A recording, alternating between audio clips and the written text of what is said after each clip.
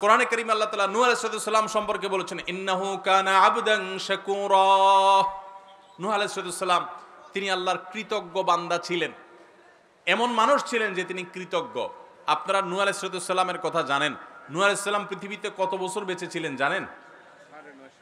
৯৫০ বছর। কত বছর? ৯৫০ বছর। এটা এখনকার আলাপ না, এখন তো মানুষ এত বেশি বাঁচে না, ৫০, ৬০, ৭০, ৮০, ৯০, ১০০ বেশি মানুষ বাঁচে না, তাই না? নূহ আলাইহিস সালাম পৃথিবীতে কখন আসছে জানেন? নূহ আলাইহিস সালাম আমাদের নবী সাল্লাল্লাহু আলাইহি সাল্লামেরও হাজার হাজার বছর আগে আসছেন। কত হাজার বছর আগে আসছেন একমাত্র আল্লাহ ভালো জানেন। তবে নূহ আলাইহিস সালামের পর পৃথিবীকে আল্লাহ তাআলা পুনরায় নতুন করে সাজিয়েছেন, বিন্যস্ত করেছেন। এই পুরা পৃথিবীকে ধুয়ে মুছে মহাপ্লাবনে, বন্যায়, মহাবন্যায় গোটা পৃথিবীকে ডুবিয়ে নিমজ্জিত করে সব পৃথিবীর বেশিরভাগ মানুষ কুফরিতে নিমজ্জিত হয়েছে একটা বিশাল বড় জাহাজে।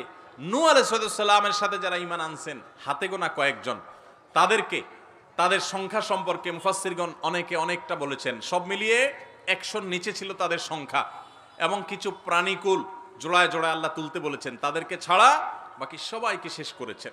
নূহ আলাইহিস সালাম ইব্রাহিম আলাইহিস সালামেরও আগের, মুসা আলাইহিস সালামেরও আগের, ঈসা আলাইহিস সালামেরও আগের, দাউদ আলাইহিস সালামেরও আগের, সুলাইমান আলাইহিস সালামেরও আগের, আমাদের নবী সাল্লাল্লাহু আলাইহি সাল্লামেরও আগের, অনেক আগে। এই নূহ আলাইহিস সালাম ৯৫০ বছর নিজের জাতিকে দাওয়াতের কাজ করেছেন। এই যে একটু আগে বললাম, এলাকার মানুষের উপকার করলে অনেক সময় এলাকার মানুষ অকৃতজ্ঞ হয়, নাশুকরি করে, পারলে যে উপকার করছে তার আরো ক্ষতি করে। আছে না নাই এরকম নাশকর? সব যুগেই ছিল। এই নাশকরকারীরা নিজেদের কপাল পড়ে, আর কারোর কপাল তারা পুড়তে পারে না। নূহ আলাইহিস সালামের জাতিকে নূহ আলাইহিস সালাম যখন দাওয়াত দিয়েছেন ইসলামের পথে, তাদের উপকার করতে গেছেন তিনি, তারা উল্টা তার ক্ষতি করতে গেছে, তার কথা শুনতে চাই নাই। আল্লাহ তাআলা তাকে এত ধৈর্য দিয়েছেন, এত কিছুর পরও তিনি আল্লাহর শুকরিয়া আদায় করেছেন। অভিযোগ করে, আল্লাহর প্রতি অনুযোগ করে তিনি তার দাওয়াতের কাজ বন্ধ করেন নাই। তিনি বলেন নাই, আল্লাহ কাদের কাছে পাঠাইছো তুমি, এরা একটাও মানুষ না, কথা শুনে না। তিনি আল্লাহর শুকরিয়া আদায় কেমন করেছেন যে কোরআনে আল্লাহ তাআলা তাকে সার্টিফিকেট ইস্যু করেছেন, ইন্নাহু কানা আবদান শাকুরা। নিশ্চয় নূহ তিনি আল্লাহর কৃতজ্ঞ বান্দা ছিলেন। এত বড় পরীক্ষা নিয়েছেন, গোটা সমাজ তার উল্টা, গোটা সমাজ তার বিপরীত, এরপরেও আলহামদুলিল্লাহ বলতে ভুল করতেন। আমাদের তো একটু সামান্য বিপদ আসলেই আমরা অস্থির হয়ে, ব্যাকুল হয়ে, শুকরিয়া আদায় করা তো দূরের কথা, আল্লাহর ব্যাপারে আমরা অভিযোগ করি, ঠিক না বে ঠিক? তো যেটা বলছিলাম, নূহ আলাইহিস সালাম এত পরীক্ষা আল্লাহ তাআলা তাকে নিয়েছেন, সুবহানাল্লাহ, এত বিপদ, এত কষ্ট, এরপরেও আলহামদুলিল্লাহ বলেছেন, আল্লাহর শুকর আদায় করেছেন, তাই না? আইয়ুব আলাইহিস সালাম, কোরআনে আল্লাহ তাআলা তার আলোচনা বিভিন্ন জায়গায় করেছেন। এত অসুখ দিয়েছেন, এত কষ্ট, অসুখের যাতনা, কষ্টে ভয়াবহ একটা অবস্থা, দুর্বিষহ একটা পরিস্থিতির মধ্যে পড়েছেন। এত কষ্ট ছিল, এরপরেও ওই অবস্থায়ও আল্লাহর শুকরিয়া আদায় করতেন, আল্লাহর কৃতজ্ঞতা আদায় করতেন, অবনত হয়ে থাকতেন এবং বলতেন, রব্বি আন্নী মাসসানিয়াদ দুররু আনতা আরহামুর রাহিমিন। ও আমার রব, আমার অসুখ আমাকে স্পর্শ করেছে, অসুখ আমাকে পেয়ে বসেছে, আর আপনি তো সবচেয়ে বড় দয়াশীল, সবচেয়ে বড় অনুগ্রহকারী, আমার প্রতি রহম করেন। কোনো অভিযোগ নাই, আল্লাহর কাছে অনুনয় বিনয় করে দোয়া করেছেন। এই দোয়া করার পর আল্লাহ তাআলা তার অসুখ ভালো করে দিয়েছেন। আমাদের যে সমস্ত ভাই বোনদের অসুস্থতা কাটে না, তারা আইয়ুব আলাইহিস সালামের এই দোয়াটা পড়বেন, রব্বি আন্নী মাসসানিয়াদ দুর ওয়া আনতা আরহামুর রাহিমিন। ও আমার রব, ও আমার পালনকর্তা, আমাকে অসুখে ধরেছে, আর আপনি তো সবচেয়ে বড় রহমশীল, সবচেয়ে বড় দয়ালু, সবচেয়ে বড় মায়ালু, আপনি তো অতিশয় দয়া করেন আল্লাহ, তার মানে আপনি আমার অসুস্থতা ভালো করে দেন। এই দোয়াটা আল্লাহর কাছে নিবেদন করবেন বিনয়ের সাথে, অভিযোগ না, অনুযোগ না, আল্লাহর কাছে শুকরিয়া আদায় করবেন, সবর করবেন। রব্বি আন্নী মাসসানিয়াদ দুররু ওয়া আনতা আরহামুর রাহিমিন। ভাইরা আমার, আল্লাহ তাআলা ইব্রাহিম আলাইহিস সালাম সম্পর্কে বলেছেন, শাকিরান লিআনউমি, শাকিরান লিআনউমি। কি সার্টিফিকেট আল্লাহর তরফ থেকে, সুবহানাল্লাহ। ইব্রাহিম আলাইহিস সালামের গোটা জীবনের দিকে যদি তাকান, কোরআন খোলেন শুরু থেকে শেষ পর্যন্ত, কোরআনের পাড়ায় পাড়ায়, কোরআনের সূরায় সূরায়, কোরআনের পাতায় পাতায়, কোরআনের পৃষ্ঠায় পৃষ্ঠায়, লাইনে লাইনে ইব্রাহিম আলাইহিস সালামের পরীক্ষার কথা আল্লাহ তাআলা কোরআনে কারীমে নিজেই বলেছেন, ওয়াইদ ইবতালা ইব্রাহিম রাব্বুহু বিকালিমাতিন ফাতাম্মাহুন। ইব্রাহিমকে তার রব আল্লাহ তাআলা কয়েকটা পরীক্ষা নিয়েছেন। তোমরা স্মরণ করো সেই সময়ের কথা যে প্রত্যেকটা পরীক্ষায় তিনি উত্তীর্ণ হয়েছেন, একটা পরীক্ষায়ও ফেল। কি পরীক্ষা ভাই! মানব ইতিহাসে কারোর কাছ থেকে এত কঠিন পরীক্ষা নেওয়া হয় নাই যত কঠিন পরীক্ষা নেওয়া হয়েছে আল্লাহ নবী ইব্রাহিম আলাইহিস সালামের কাছ থেকে। একেবারে শুরুতেই পরীক্ষা। নিজে হলেন তাওহীদবাদী, বাবা হলেন মূর্তি পূজারী।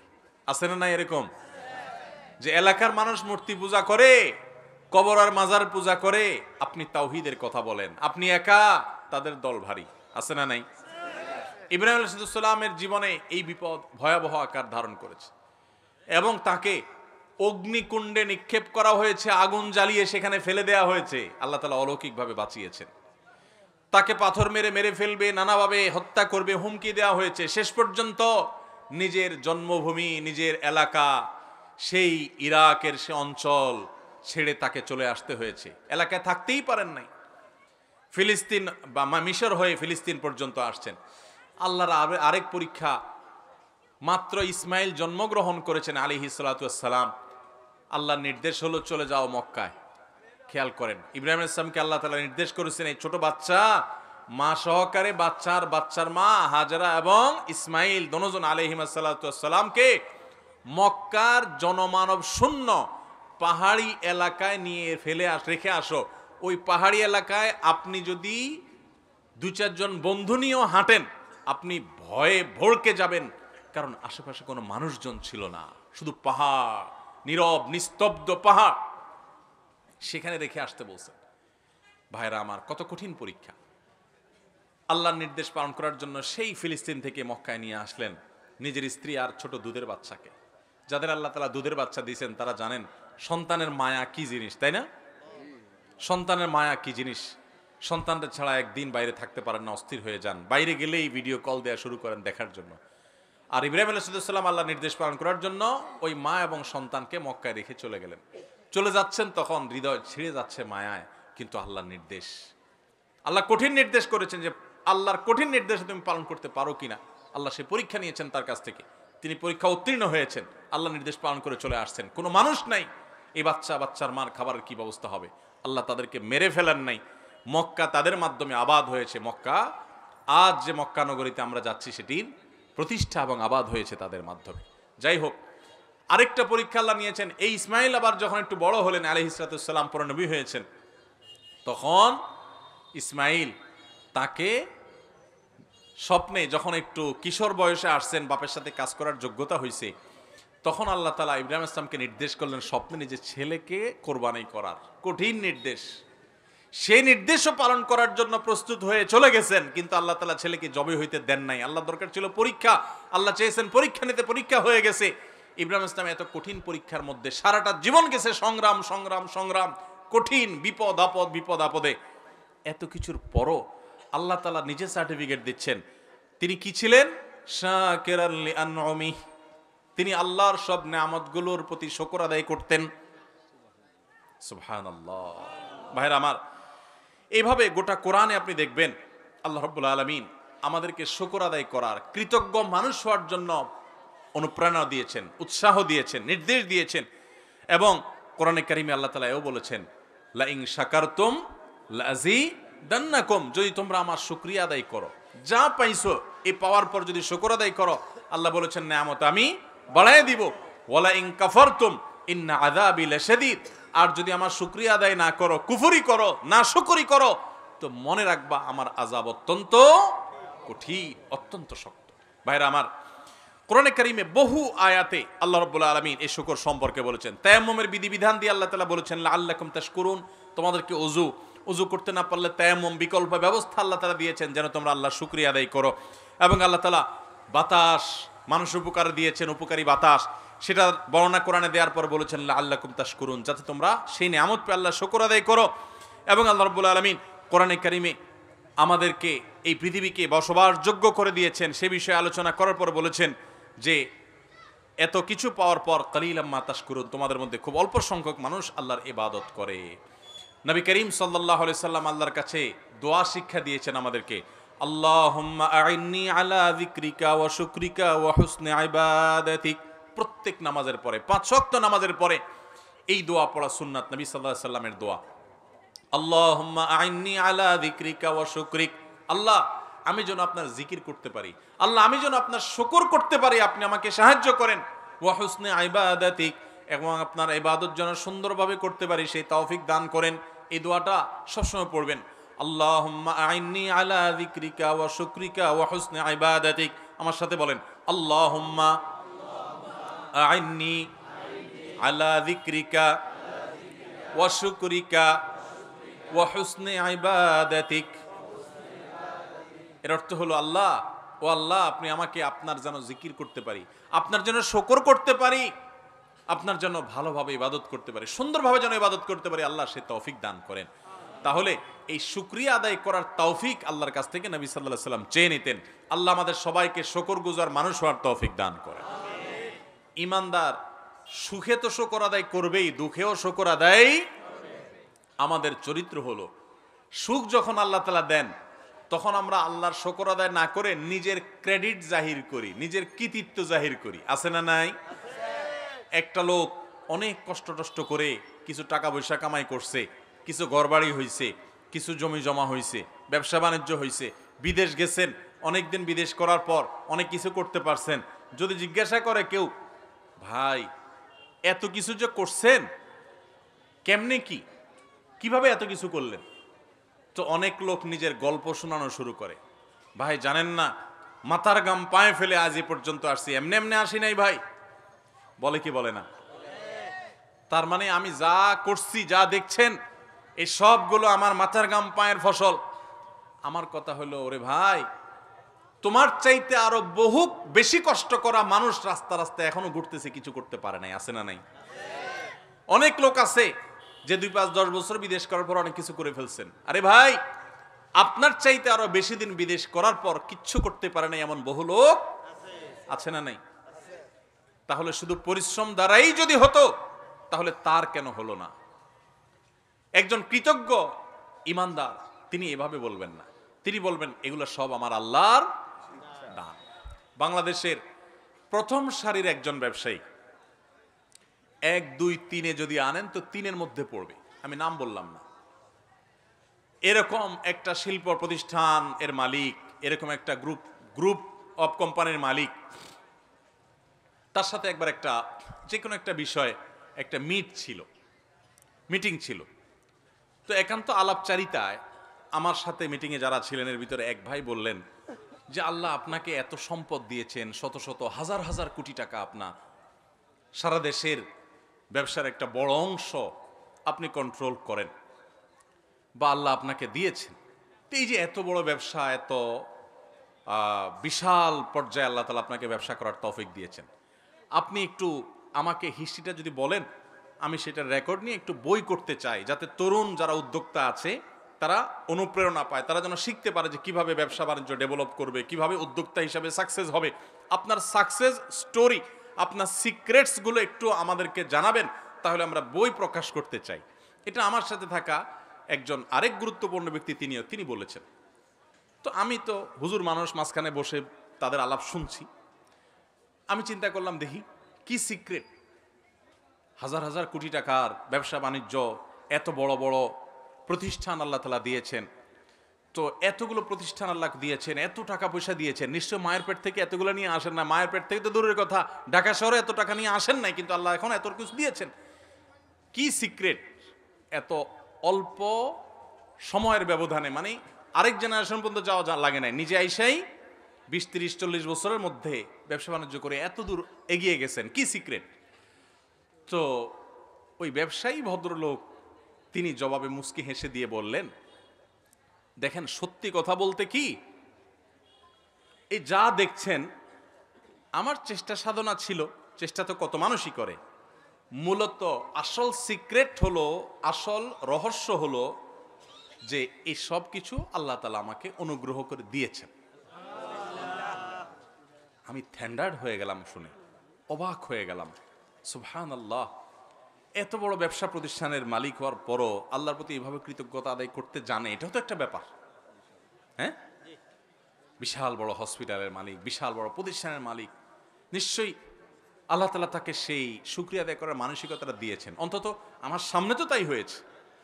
তো এই যে ঘটনা, এই ঘটনা থেকে আমি পরে বিভিন্ন সময় একান্ত আলাপচারিতা আমি বলি, নাম উল্লেখ করা ছাড়া বলি যে আল্লাহ সুবহানাহু ওয়া তাআলা মানুষকে যা দেন, মানুষের সেখানে নিজের ক্রেডিটের জাহির করা এটা হলো মূর্খতা, অজ্ঞানতা। মানুষ চেষ্টা করতেই পারে, কিন্তু দেওয়ার মালিক কে? আল্লাহ সুবহানাহু ওয়া তাআলা। আমার চাইতে বহু ভালো ছাত্র ছিল মাদ্রাসায়, কিন্তু দেখা যায় যে তার এত কাজ করার সুযোগ তৌফিক হয় নাই। আমার যে তৌফিক হয়েছে, আমি ছাত্র জীবনে অনেক ভালো রেজাল্ট করেছি, অনেক ফলাফল করেছি, বোর্ড স্ট্যান্ড করেছি, হান করেছি, তান করেছি, বিদেশ গিয়েছি, শিখেছি, ট্রেনিং নিয়েছি। এসব গাল গল্প দিলে আমি বহুত লম্বা লম্বা গল্প দিতে পারি। সত্যিকারের গল্প হলো যে আমার রব আমার প্রতি অনুগ্রহ ভিক্ষা করেছে। ঠিক না? আমি ঠিক? অতএব আল্লাহ যখন নেয়ামত দেন তখন অনেকে শুকর আদায় করতে পারে না। আল্লাহর নেয়ামত পায়া নাশকরি করে, আল্লাহর নেয়ামত পায়া আল্লাহর নেয়ামতের শুকর আদায় না করে নিজের ক্রেডিট জাহির করে। আছে না নাই? এটা ইমানদারের চরিত্র হতে। ইমানদারের গুরুত্বপূর্ণ একটা চরিত্র হলো সে আল্লাহর শুকরিয়া আদায় করবে, সে কৃতজ্ঞ থাকবে, সে বিনয়ী হবে, তার মাথা অবনত হবে, তার মাথা নিচের দিকে যাবে, তার মাথা উপর দিকে বুক ফুলে আসে অহংকার করবে না, সে বিনয়ী হবে এবং আল্লাহ যা দিয়েছেন। তাহাজ্জুদ পড়ার যদি কখনো তৌফিক হয় তো অন্য আরেকজন শুয়ে আছে সেদিক তাকাবে না, তাকাবে এদিকে যে আল্লাহ আমাকে দয়া করেছেন, অনুগ্রহ করেছেন, আমাকে তৌফিক দিয়েছেন। আমি মাহফিলে আসতে পেরেছি, অনেকে আসতে পারেন নাই, আল্লাহ আমাকে দয়া করেছেন। এটা আমার ক্রেডিট না, এটা আল্লাহর দয়া, আল্লাহর অনুগ্রহ। আল্লাহর অনুগ্রহের শুকরিয়া আদায় করলে, নেয়ামতের শুকরিয়া আদায় করলে বান্দার মধ্যে অহংকার থাকে না। অহংকারী মানুষকে পৃথিবীতে কেউ দেখতে পারে না। প্রত্যেকটা মানুষ অহংকারীকে ঘৃণা করে। অতএব আল্লাহর প্রতি আমরা শুকর আদায় করবো তো ইনশাআল্লাহ। সুসময়ে শুকর আদায় আমরা অনেকে করি না, আবার অনেকে আসি সুসময়ে তো শুকর আদায় করি না, দুঃসময়েও শুকর আদায় করি না। দুঃসময়ে বরং আরো অভিযোগ করি, চিন্তা করি যে আমি শুকর আদায় করব কি নিয়া। অনেকের ধরেন কারোর অসুখ আছে, হয়তো কোনো বিপদ আপদ আছে, হয়তো কোনো পেরেশানি আছে। এই পেরেশানির সময়, বিপদ আপদের সময় ওনাকে যদি জিজ্ঞাসা করেন ভাই কেমন আছেন, তো কি বলে? হ্যাঁ, মনে করেন খুব বিপদ আপদে আছে, খুব ঝামেলা যাচ্ছে, মুসিবত আছে, পেরেশানি আছে, অসুখ বিসুখ আছে, যদি জিজ্ঞাসা করেন ভাই কেমন আছেন, কি বলবে? কোন মতে আছি। আর কি বলবে? আর কয়া লাভ নাই। আর কি বলবে? আর কেমন থাকবো, কেমন আছি দেখতেই তো আছেন। এরকম নানান কথা না বলি আমরা? আহা, এটা ইমানদারের কথা না ভাই, এটা ইমানদারের কথা না। এখন আপনি বলবেন হুজুর এটা কোনো কথা, বেচারা বিপদে আছে সেটা বলতে পারবে না। হ্যাঁ, বিপদের কথা বলবেন মালিকের কাছে। বিপদের কথা কার কাছে বলবেন? জায়গা মতো বলবেন।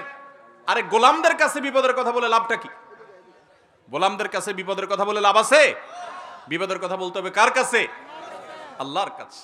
দুই হাত তুলে চোখের পানি দিয়ে বুকটা ভাসিয়ে দিবেন, ভিজিয়ে ফেলবেন। ইমানদার তার বিপদ আপদের কথা, তার কষ্টের কথা অবশ্যই বলবে। বলবে না মানে, না বললে মানুষ হালকা হবে কোত্থেকে? কিন্তু ভাই বিপদের কথা আল্লাহকে শোনাবেন। বিশ্বাস করেন, মানুষের কাছে বিপদের কথা বললে বিপদ কমবে না, বরং বিপদ আরো কিরকম বাড়বে। আমি বলি, কারোর কাছে নিজের কষ্টের কথা বললে মানুষের মন শান্তি পায় না, মন আরো অস্থির হয়। আমি অর্থের কষ্টে আছি, আমি একজনকে বললাম ভাই অর্থের কষ্টে আছি, তার কাছে আমি ছোট হলাম না বড় হলাম? কারোর কাছে ছোট হইতে কারোর ভালো লাগে? কিন্তু আপনি যদি জায়গা মতো বলেন, মালিকের কাছে চোখের পানি ফেলে বলেন, আল্লাহ আমি অনেক কষ্টে আছি মালিক, আপনি জানেন সব কিছু, আল্লাহ আপনি আমার প্রতি রহম করেন, আল্লাহ আপনি আমাকে ভিক্ষা দান করেন, আল্লাহ আপনি আমাকে অনুগ্রহ করেন। আপনি যদি আল্লাহর কাছে চোখের পানি ফেলে নিজের কষ্টের কথা বলেন, ভোর রাতে উঠে তাহাজ্জুদের সময়, আল্লাহর কসম করে বলছি, তালতলার ভাইয়েরা, কসবার ভাইয়েরা, আল্লাহর শপথ করে বলছি, আল্লাহর কাছে যদি বলতে পারেন দেখবেন সাথে সাথে বলে শেষ করবেন, চোখের পানি ফেলে একটু সেজদায় গিয়ে একটু দোয়া ভালো করে একটু কাঁদতে কাঁদতে বলেন, যেমনে পারেন নিজের ভাষা একটু আল্লাহর কাছে খুলে বলেন। বলার পর দেখবেন নিজের মনটা অনেক হালকা হয়ে গেছে। যাদের জীবনে এ অভিজ্ঞতা নাই, সালহাতু সাঙ্গেবুদি দিল খারাস আজমুদে এক জামানা খাকে বাস। বহুকাল পাথর হয়েছিলে, কিছু সময় একটু মাটি হয়ে দেখো ভাই, একটু মাটি হয়ে দেখো, একটু মাটি হয়ে দেখো, আল্লাহর কাছে একটু বিনম্র হয়ে দেখো, আল্লাহর কাছে একটু ছোট হয়ে দেখো, একটু চোখের পানি ফেলো ভাই। একদিন একটু ভোর রাতে উঠো, ও যুবক ভাই আমার, তাহাজ্জুদ পড়ে একটু দুহাত তুলে আধা ঘন্টা ধরে একটু কাঁদো আল্লাহর কাছে। আল্লাহ, আমার চাকরি হচ্ছে না, দাঁড়ে দাঁড়ে ঘুরছি, আল্লাহ হচ্ছে না, তোমার কাছে অসম্ভব বলতে কিচ্ছু নেই। তুমি যদি জীবনের শেষ মুহূর্ত পর্যন্ত চাকরি না দাও, তোমার ব্যাপারে আমার কোনো অভিযোগ নয় মালিক, কিন্তু আমি তোমার কাছে রহমত চাই, দয়া চাই, অনুগ্রহ চাই। আল্লাহ আমাকে অমুক কষ্ট দিয়েছে, আমি কারোর কাছে শোনাতে চাই না, আল্লাহ তোমার কাছে বলে রাখলাম, তুমি আমার মনকে শান্তি দাও। ভাইরা, আল্লাহর কাছে এভাবে যদি খুলে খুলে কথা বলেন না, আপনি দেখবেন কথা বলার পর আপনার মনটা হালকা হয়ে গেছে, অনেক শান্তি লাগছে, দেখবেন অনেক বেশি ভরসা পাবেন, অনেক বেশি আস্থা পাবেন। আল্লাহর শপথ করে বলছি, পরীক্ষা হলেও, পরীক্ষা করে হলেও আল্লাহর কাছে নিজের অভিযোগগুলো বলার অভ্যাস গড়ে তোলেন, চেষ্টা করেন। তাহাজ্জুদে পড়ে, তাহাজ্জুদে উঠতে পারেন না, দিনের বেলা রাতের বেলা 2 রাকাত নফল নামাজ পড়ে কোন একটা কোনায় দাঁড়িয়ে বসে দুহাত তুলে আল্লাহর কাছে একটু চোখের পানি ফেলেন, একটু চাইতে থাকেন। মুখে কিচ্ছু বলতে পারেন না, দরকার নাই, শুধু চোখের পানি ফেলেন আর মনের ভাষায় কথা বলেন। আল্লাহ তাআলা আলিমুম বিযাতি সুদূর, অন্তরে মানুষ কি বলে সেটাও আল্লাহ জানেন। শুধু চোখের পানি ফেলে আল্লাহর কাছে অভিযোগগুলো বলেন, ইনশাআল্লাহ আপনার মন হালকা হবে। আমরা কি করি, বিপদ আসলে অভিযোগের কথা মানুষকে শুনাই, মানুষকে শুনাই, মানুষকে শুনাই, আমরা নাশুকুরি করি। যদি জিজ্ঞেস করে কেমন আছেন, ভাই কেমন আর থাকবো, দেখেন না কেমন আছি, কি চলতেছে দেখতেছেন না, আমরা নাশুকুরি করি। এ নাশুকুরি করলে পরেশানি কমবে না, পেরেশানি আরো বাড়বে, আর আল্লাহ তাআলার নাশুকুরির কারণে আমি গুনাহগার হব। এখন আপনি বলতে পারেন, হুজুর আমি কষ্টে আছি, তো আমি বলবো না যে হ্যাঁ ভাই আমি কষ্টে আছি। কষ্টে আছি বলাটা দোষের বিষয় না, কিন্তু ইমানদার কষ্টের মধ্যে থেকেও আল্লাহর শুকরিয়া আদায় করবে, কষ্টের মধ্যে থেকেও আল্লাহর। এখন কেউ বলতে পারেন এটা কেমন কথা বললেন ভাই, কষ্টের মধ্যে থেকে শুকর আদায় করবে কেমনে? একজন মনে করেন মোটরসাইকেল অ্যাক্সিডেন্ট করছে, বাইক অ্যাক্সিডেন্ট করছে, অ্যাক্সিডেন্ট করে বেচারার পা ভেঙে গেছে, হাত ভেঙে গেছে। এখন সে আল্লাহর কাছে কি বলে শুকর আদায় করবে যে আল্লাহ আমার ট্যাঙ্কটা ভাঙা দিছো, তোমার শুকরিয়া? এই সে কোন যুক্তিতে শুকর আদায় করবে? এই যে একটু আগে বললাম যে বিপদেও আল্লাহর শুকর আদায় করতে হবে, তো এখন বেচারা কোন যুক্তিতে শুকর আদায় করবে? যুক্তি শুনেন। যুক্তি হলো, এই যে লোকটা বাইক অ্যাক্সিডেন্ট করেছে, তার হয়তো একটা হাত বা একটা পাও ভাঙছে বা অন্য কোনো ক্ষতি হয়েছে, ধরেন একটা পাও কেটেই ফেলে দিতে হয়েছে বা পড়ে গেছে, আলাদা হয়ে গেছে, আল্লাহ না করুক, এরকম কারোর হলো, সে যেই যুক্তিতে শুকর আদায় করবে সেটা হলো যে আল্লাহ তাআলা এই বাইক অ্যাক্সিডেন্টে আমার মৃত্যুও দিতে পারতেন। পারতেন কি পারতেন না? অনেক মানুষ বাইক অ্যাক্সিডেন্টে মৃত্যুবরণ করে, অনেকের মৃত্যুও হয় না, এমনভাবে পঙ্গু হয়ে যায়, এমনভাবে ইনজুর্ড হয়ে যায়, আহত হয়ে যায় যে মাসকে মাস আইসিইউতে থাকার পর সেন্স আসে না, মরেও না বাঁচেও না। হয় কি হয় না? তো আল্লাহ রাব্বুল আলামিন আমাকে সেই অবস্থা দেন নাই, তার চাইতে আমি বহুগুণ ভালো আছি। অন্তত সেই দিকে তাকিয়ে ইমানদার বলবে আলহামদুলিল্লাহ, আমার একটা পাও ভাঙছে, আল্লাহ আমাকে তো জীবিত রাখছেন, আমার একটা পাও ভাঙছে, আর একটা পাও তো আল্লাহ ভালো রেখেছেন, আমার এই বিপদটা হয়েছে, অমুকটা তো হয় নাই। এরকম যখন চিন্তা করবেন তখন নগদ একটা লাভ হবে কি জানেন? একেবারে নগদ লাভ হবে। ওই কষ্ট যেটা আপনার হচ্ছে, আপনার পাও ভাঙলো, আপনার যে পেরেশানি, এই পেরেশানিতে সাথে সাথে একটা মানসিক প্রশান্তি পাবেন, কারণ আপনি নিজেকে এর চাইতে কঠিন পরিস্থিতির সাথে কম্পেয়ার এবং তুলনা করেছেন। তুলনা করার সঙ্গে সঙ্গে আপনার মনের ভিতরে প্রশান্তি অনুভব করবেন, আলহামদুলিল্লাহ আমি তো প্রাণে বেঁচে আছি। আমি তো অনেককে জানি যে সে অ্যাক্সিডেন্টে গিয়ে সে ব্রেইনে আঘাতপ্রাপ্ত হয়ে সেন্সলেস হয়ে সে আইসিইউতে, সে মাসকে মাস বছরকে বছর ভুগতেছে, বিছানায় সারা জীবনের জন্য শুয়ে গেছে, আর সে মৃত্যু পর্যন্ত উঠতে পারবে না, এভাবে তার বাকি জীবন কাটাতে হবে। আমি তার তুলনায় আল্লাহ অনেক ভালো রেখেছেন, যে পাও ভাঙছে 1-2 মাস পর ইনশাআল্লাহ ঠিক হয়ে যাবে, হয়তো কিছু পয়সা খরচ হবে, এর চাইতে বেশি পয়সাও তো খরচ হতে পারতো, আল্লাহ তাআলা আমাকে সেই তুলনায় তো ভালো রেখেছেন, এই কথা চিন্তা করে শুকর আদায় করবেন। এর নাম হলো ঈমানদার। আল্লাহ তাআলা আমাদের সবাইকে সুখে দুঃখে সর্বাবস্থায় আলহামদুলিল্লাহ বলার তৌফিক দান করুন। আমার কাছে অনেক মানুষ আসে অফিসে, আয়সা বলে, হুজুর আমার বিপদের কোনো শেষ নাই, কোনো শেষ নাই। অনেক সময় মহিলারা আসেন, এসে বলেন, ভাই একদিক থেকে তো মানুষ একটু সুখে থাকে, আমার স্বামীটাও মানুষ না, কষ্ট দেয়, শাশুড়িও অনবরত আমাকে কষ্ট দেয়, দুঃখ দেয়। আমি বাপের বাড়িতে গেলে বাপের বাড়িতে আমাকে কটু কথা শোনায়, মন্দ কথা শোনায়, তারা আমার দোষ দেয়, তারা পরিস্থিতিটা বোঝার চেষ্টা করে না। হুজুর এমন মহিলাও আমার কাছে ফোন করেছে, বলেছে, হুজুর স্বামীটা তো অমানুষ মানুষ, নিজের পেটের সন্তানগুলো বড় হওয়ার পর বাপের মতো তারাও অমানুষ হয়ে গেছে, আমাকে চিনেও না। আমি সেই সমস্ত বোনকে বলি যে আপনার স্বামী, ছেলে মেয়ে, বাপ মা সবাই অমানুষ, সবাই আপনার প্রতি জুলুম করছে, সবাই কষ্ট দিচ্ছে, আমি মেনে নিলাম। এই সকল কষ্টের বিনিময়ে যদি আল্লাহ তাআলা আপনাকে জান্নাত দেওয়ার সিদ্ধান্ত নেন, যে আমারে বান্দিকে আমি স্বামীকে দিয়ে কষ্ট দিব, খানায় কষ্ট দিব, অসুখ দিয়ে কষ্ট দিব, নানা রকম বিপদ দিব, এই বিপদগুলোর কি একসময় শেষ আছে না নাই? শেষ আছে। আর কিছু না হোক মরলে তো শেষ হয়ে যাবে। মরার পরে কি স্বামী কষ্ট দিতে পারবে, শাশুড়ি কষ্ট দিতে পারবে? কে কষ্ট দিতে পারবে না। আপনার যত কষ্টই হোক এই কষ্টের একটা এন্ডিং আছে না নাই? আছে, একটা শেষ আছে। যদি আপনার কষ্ট শেষ হওয়ার পর আল্লাহ সুবহানাহু ওয়া তাআলা কিয়ামতের দিন আপনাকে বলেন, বান্দা তোমাকে অনেক কষ্ট দিয়েছি, বিভিন্নভাবে পরীক্ষা করেছি, তুমি সারা জীবন 40, 50, 60 বছর কষ্ট করেছো, এই 50 বছর টানা বহু দিক থেকে কষ্ট সহ্য যে করেছো, তার বিনিময়ে তোমাকে অনন্ত অসীম কালের জান্নাত, যেটা শুরু আছে শেষ নাই, সেই জান্নাত তোমাকে আমি ওই 40 বছরের কষ্টের বিনিময়ে দিয়ে দিলাম। তাহলে এই ডিলিংসটা, এই আল্লাহর সাথে এই ডিলটা, আল্লাহর সাথে এই লেনদেনটা, এই বিনিময়টা, এই কম্পেয়ারটা, দুনিয়ার কষ্টের বিনিময়ে আখিরাতে অনন্ত অসীমকালে জান্নাত যদি আল্লাহ দেন, তাহলে সেটা লাভজনক না লস? লাভ না? তো ঈমানদার যখন এভাবে দেখবেন, তখন তার ওই দুঃখের মধ্যে থেকেও সুখের হাসি হাসতে ইচ্ছা করবে, সুযোগ তৈরি হবে। আল্লাহ ঈমানদারকে এত বেশি সমৃদ্ধ করেছেন। নবী সাল্লাল্লাহু আলাইহি ওয়াসাল্লাম বলেছেন, আজাবান লি আমরিল মুমিন, ঈমানদারের পুরো বিষয়টাই তো পিকুলিয়ার, অদ্ভুত, আশ্চর্যজনক। কিরকম? ইন্না আমরাহু কুল্লাহু খায়র, ঈমানদারের পুরো জীবনটা, পুরো লাইফটাই তো কল্যাণই কল্যাণ। ঈমানদার হলো হাতির মতো। হাতি, বাংলা একটা কথা আছে না, হাতি বাঁচলেও লাখ মরলেও লাখ, এটা কথা বলে না? ঈমানদার হলো সেরকম যে ঈমানদার তার কোনো ক্ষতি নাই যদি সে সঠিক সিদ্ধান্তটা গ্রহণ করতে পারে, ঠিক মতো যদি স্টিয়ারিং হুইলটা ধরে রাখতে পারে, তার লসের কোনো সম্ভাবনা নাই।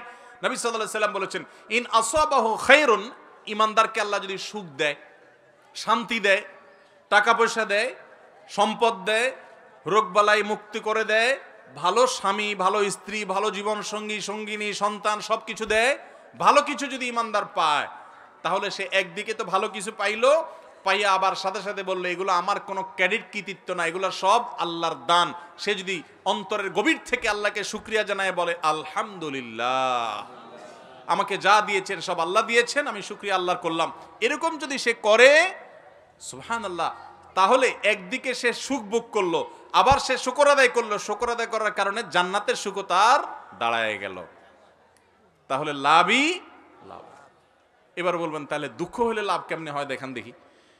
যখন ঈমানদারের দুঃখ হয়, কষ্ট হয়, বিপদ হয়, তখন সে সবর করে, ধৈর্য ধারণ করে, আল্লাহর ফয়সালাকে মেনে নেয়। এই সবর করার বিনিময়ে আল্লাহ তাআলা জান্নাত দিবেন তাকে। আস-সাবরু সাওয়াবুহু আল জান্নাহ, ইন্নামা ইউওয়াফাস সাবিরুনা আজরাহুম বিগাইরি হিসাব। আপনারা কি জানেন কিয়ামতের ময়দানে কোন ঈমানদারকে, কোন মানুষকে আল্লাহ তাআলা কোনো হিসাব করে বিনিময় দিবেন না, বিনা হিসাবে দিবেন, যে হিসাব নিকাশ নাই, বিনা হিসাবে ঢেলে দিবেন আল্লাহ তাআলা কাকে জানেন?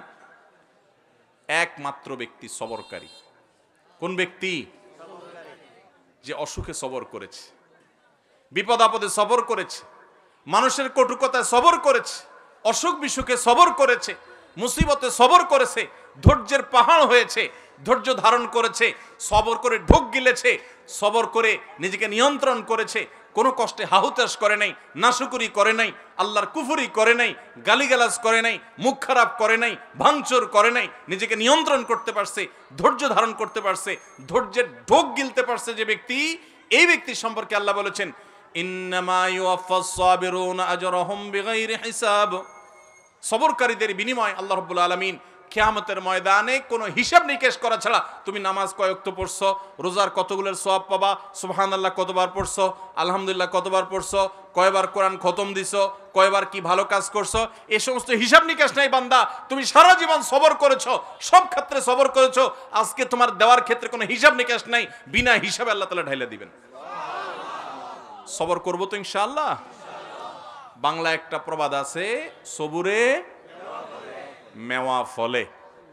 সবুরে মেওয়া ফলে। মেওয়া মানে বুঝেন? মেওয়া মানে ফল। সবর যখন মানুষ করে একটা সময় আল্লাহ তাআলা ফল দেন। ভাইরা আমার, পৃথিবীতে একটি মানুষ, ভালো করে শুনে রাখেন, পৃথিবীতে একটি মানুষ দেখাতে পারবেন না যে সবর করে সে ক্ষতিগ্রস্ত হয়েছে। আপনি বলবেন দুনিয়াতে সে বহুত সবর করছে, যতই সবর করছে মানুষ তার উপর আরো চাপায়া পড়ছে। আমি বলবো যদি সে আল্লাহর জন্য সবর করে থাকে তো হাতির মতো মরলেও লাগ বাঁচলেও লাগ, তার এই সবরের বিনিময়ে আল্লাহ তাআলা দিবেন না দিবেন না? দিবেন। আর বেশিরভাগ ব্যক্তি সবরের ফলাফল দুনিয়াতেই দেখে যায় ভাইরা আমার। আর যে সবর করে না, আপনার ধরেন একটা অসুখ বিসুখ হয়েছে, আপনি এখন গালিগালাজ করলেন, হ্যাঁ, আপনার একটা বিপদ হয়েছে, আপনি আল্লাহকে, ফেরেশতাদেরকে, আশপাশে মানুষদেরকে গালিগালাজ করলেন, মুখ খারাপ করলেন, ভাঙচুর করলেন, তাতে কি আপনার বিপদটা দূর হয়ে যাবে? আমার কথা কি বুঝতেছেন? কোন একটা পেরেশানি আসলো, ভাঙচুর করলেন, অস্থির হয়ে গেলেন, জামা কাপড় ছিঁড়লেন। অনেকে আছে নিজের আত্মীয় স্বজন মারা গেলে ধৈর্য ধারণ করতে পারে না। আমি নিজে কানে শুনেছি এরকম অনেকে, নিজের নাতি মারা গেছে, ছেলেটা মারা গেছে, তো বলে আজরায়েলে কি চোখ খাইছে, আর মানুষ দেখলো না, আমার নাতিটারানি দেখলো, একটা মাত্র দিছে আল্লাহ তাআলা, বংশের মধ্যে ওইটাই আল্লাহ তাআলা নিয়ে গেল। এরকম অনেকে বলে কি বলে না? কুফরি, ঈমান চলে যাওয়ার মতো কথা। আল্লাহ রাব্বুল আলামিন দিয়াও পরীক্ষা করেন, নিয়াও পরীক্ষা করেন। দেওয়ার পরও মনটাকে ছোট করে আল্লাহর দিকে শুকরিয়া আদায় করে নিজে অবনত থাকা, এটা হলো পরীক্ষায় জেতার পথ। আর আল্লাহ যখন নিয়ে যান তখন সবর করে ঢোক গিলতে পারা, এটা হলো সবর। আল্লাহ আমাদের সবাইকে তৌফিক দান করুন। আমরা সবর সবাই করি, কখন করি? মনে করেন মসজিদ থেকে বাইরে দেখেন জুতাটা নাই, মোবাইলটা ভুলে উজুখানা থুয়া মসজিদে ঢুকছেন, এসে দেখেন মাত্র নামাজ পড়ে আসছেন, টুপিটা মাত্র খুলছেন, এখন দেখেন মোবাইলটা নাই, জুতাটা নাই। এবার চোরের মা বাপ, 14 গোষ্ঠী, চাচা চাচি, নানা দাদা যা আছে একটা একটা করে লিস্ট তালিকা ধরে গালিগালাজ করলেন। করে টোরে যখন দেখছেন হ্যাঁ গালিগালাজ করে তো লাভ নাই, চোর তো নিয়ে পালাইছে। এবার আর যখন কিছু করার নাই, গালিগালাজ করে টোরে মাথা যখন একটু ঠান্ডা হয়েছে, এবার বলতেছেন যাক আল্লাহ ভরসা, সবর করি, আর কি করব, আছে না নাই? সব গালিগালাজ দিয়া সাইরা এরপরে যখন দেখছেন হ্যাঁ হ্যাঁ গালিগালাজ তো দিলাম, লাভ তো হলো না, মোবাইল তো পাই নাই, বেটা তো নিয়ে পালাইছে। এবার আমরা শেষে বলি কি, যাক কি আর করা, আল্লাহ ভরসা। আরে চোর মোবাইল নিছে, আমার কপাল নিতে পারে নাই, থাক সবর করলাম। তো এটার নাম কি সবর? নবী করিম সাল্লাল্লাহু আলাইহি সাল্লাম বলেছেন ইন্নামাস সাবরু ইনদাস সাদমাতিল উলা। প্রথম ধাক্কা যখন আসবে, হঠাৎ করে শুনলেন বাপ মারা গেছেন, মা মারা গেছেন, ছেলেটা মারা গেছেন, অ্যাক্সিডেন্ট হয়েছে, বড় বিপদ হয়েছে, ওই সময় যদি নিজেকে ধরে রাখতে পারেন, দাঁত খিচে, না আমার মুখ দিয়ে কোনো খারাপ কথা বের হবে না, আমার আল্লাহ আমার পরীক্ষা নিচ্ছেন, আমি সবর করব, যদি নিজেকে নিয়ন্ত্রণ করতে পারেন, এর নাম হলো সবর। গালিগালাজ করে আর সব শেষ করে এরপরে বললেন যা কি আর করা, সবর করলাম, তো এর নাম সবর না, এর নাম 2 নাম্বারই। কথা কি বুঝতে পারছেন? অনেকেই আছে দেখবেন বাসায় গিয়া হয়তো কোনো একটা জিনিস উল্টাপাল্টা দেখছে, আচার বিচার ভাঙচুর করে এরপরে একাকার করে যখন দেখছে মাথাটা একটু ঠান্ডা হয়ে আসছে, এবার কয় যাক যা হয়েছে হয়েছে, যাক ভুলে যাও, আল্লাহ ভরসা, সবর করলাম, কি আর করা, আছে না নাই? এই 2 নাম্বারের নাম সবর। আল্লাহ তাআলা আমাদের সবাইকে সবর করার তৌফিক দান করুক। সবরের ওয়াজ করা যত সোজা, সবর করা কিন্তু এত, বসাই দিলে আপনিও বহুত কথা বলতে পারবেন, কিন্তু ওই ঠেলায় যখন পড়বেন বিপদে যখন পড়বেন, কঠিন পরিস্থিতির মুখে দাঁড়িয়ে বিপদের মধ্যেও হাসতে পারা, এটা খুব সহজ কথা না ভাই। শত শতবার কোরআন খতম দেওয়া সহজ, হাজার হাজার রাকাত নফল নামাজ পড়া সহজ, শত শতবার দিন নফল রোজা রাখা সহজ, হাজার হাজার লক্ষ লক্ষ কোটি কোটি টাকা দান করাও সহজ। মহা কঠিন সময়ে নিজেকে নিয়ন্ত্রণ করে সবর করতে পারা, এটা এত সহজ? ও আরশে আজিমের মালিক, আপনি আমাকে, আমার ভাই বোনদেরকে, আমাদের সবাইকে আল্লাহ আপনি সবর করার তৌফিক দান করেন, সবরকারীদের কাতারে শামিল করে দেন মালিক, ধৈর্যের পাহাড় হওয়ার তৌফিক দান করেন।